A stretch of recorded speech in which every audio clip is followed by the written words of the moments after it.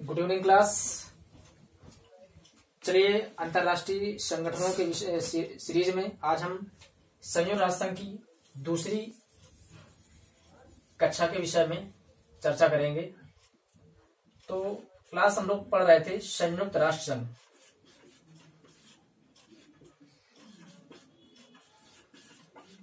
संयुक्त राष्ट्र संघ दैट मीन्स यूएनओ।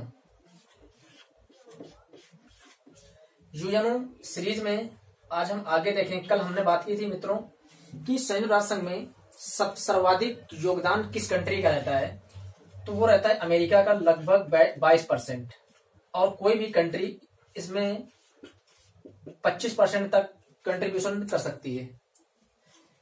इसी श्रृंखला में आज हम बात करने वाले हैं संयुक्त राष्ट्र संघ के बजट के विषय में। बताए थे हमने कल कि संयुक्त राष्ट्र संघ का जो बजट है वो 2 वर्ष के लिए बनाया जाता है। अब उसी कड़ी में आगे हम बात करेंगे संयुक्त राष्ट्र संघ के अंगों के विषय में कि संयुक्त राष्ट्र संघ के अंग कितने होते हैं।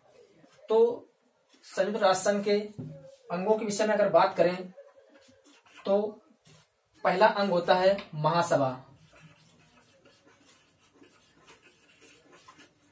महासभा नंबर 2 पे होता है सुरक्षा परिषद।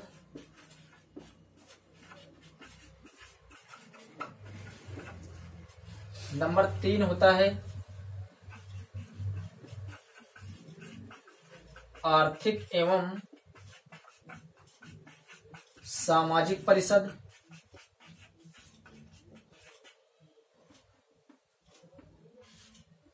नंबर 4 पे होता है न्यास परिषद।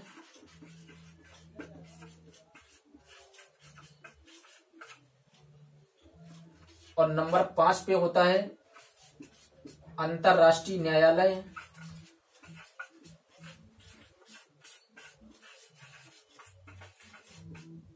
अंतर्राष्ट्रीय न्यायालय और आखिरी होता है मित्रों सचिवालय। सचिवालय। तो ये संयुक्त राष्ट्र संघ के अंग होते हैं। 6 अंग होते हैं प्रमुख। अब इन अंगों के विषय में हम लगातार बात करेंगे सीरियल बाय सीरियल। सबसे पहले मित्रों बात करते हैं महासभा की। तो पहले हम बात करते हैं इन 6 अंगों में से अंतर्राष्ट्रीय न्यायालय एक ऐसा अंग है संयुक्त राष्ट्र संघ का जिसका हेड ऑफिस नीदरलैंड के हेग में है। नीदरलैंड के हेग में है। और बाकी अंतर्राष्ट्रीय न्यायालय को छोड़कर जितने भी अंग हैं सभी का हेड ऑफिस न्यूयॉर्क में है।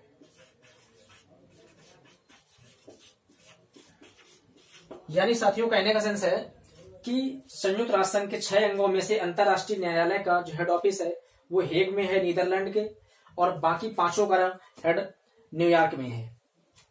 इसके बाद बात करते हैं हम लोग महासभा की बात कर रहे थे कि महासभा भारत की एक महिला विजय लक्ष्मी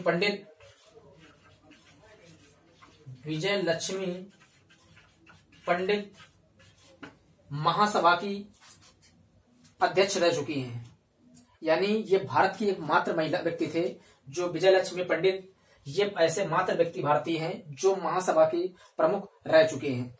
अगर बात की जाए इसमें महासभा में कई देशों का प्रतिनिधित्व रहता है, इसीलिए इस महासभा को विश्व की लघु संसद भी कहते हैं। विश्व की लघु संसद, क्योंकि वर्तमान में संयुक्त राष्ट्र संघ के लगभग 193 सदस्य हैं। हमने कल इसके विषय में चर्चा की थी। 193 सदस्य महासभा की ये संयुक्त राष्ट्र संघ के, इसलिए विश्व की लघु संसद इसे बोलते हैं। अब इसके बाद बात करते हैं दोस्तों सुरक्षा परिषद के विषय में। सुरक्षा परिषद में 5 स्थायी सदस्य होते हैं।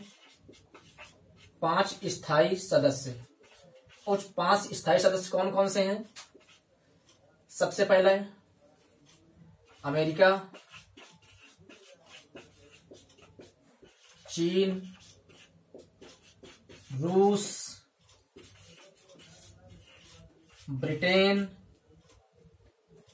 और फ्रांस, ये 5 स्थायी सदस्य हैं सुरक्षा परिषद के, और 10 अस्थायी सदस्य होते हैं। 10 अस्थायी सदस्य होते हैं सुरक्षा परिषद में, जो प्रत्येक 2 वर्ष के लिए महासभा की अनुमोदन से नियुक्त किए जाते हैं। ये सुरक्षा परिषद में अंतर्राष्ट्रीय शांति बनाए रखने के कारण इसे सुरक्षा परिषद को दुनिया का पुलिसमैन भी कहा जाता है। दुनिया का पुलिसमैन, दुनिया का पुलिसमैन।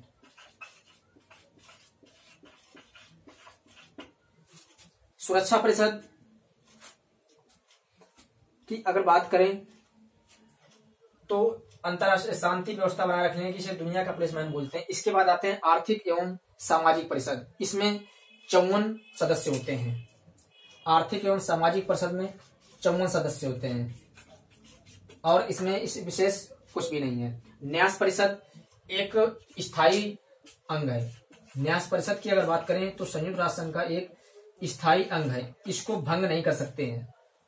इसके बाद अगर दोस्तों बात करें अंतर्राष्ट्रीय न्यायालय के विषय में, तो अंतर्राष्ट्रीय न्यायालय का हेड ऑफिस नीदरलैंड के हेग में है, और इसके जो न्यायाधीश हैं वो 9 वर्ष के लिए चुने जाते हैं।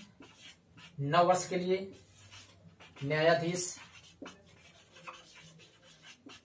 अगर मित्रों बात करें अंतर्राष्ट्रीय न्यायालय में भारतीयों का प्रतिनिधित्व, यानी भारत से कौन कौन से रह चुके हैं? Nagendra Singh,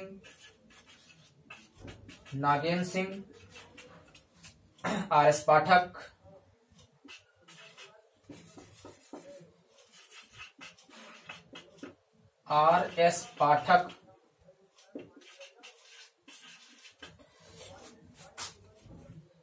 B N Rao, P N Rao, और वर्तमान में दलवीर भंडारी,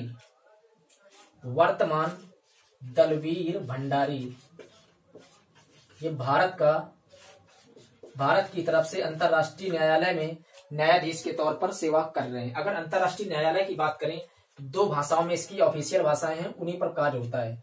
वो भाषाएं 2 हैं, एक इंग्लिश और दूसरी फ्रेंच।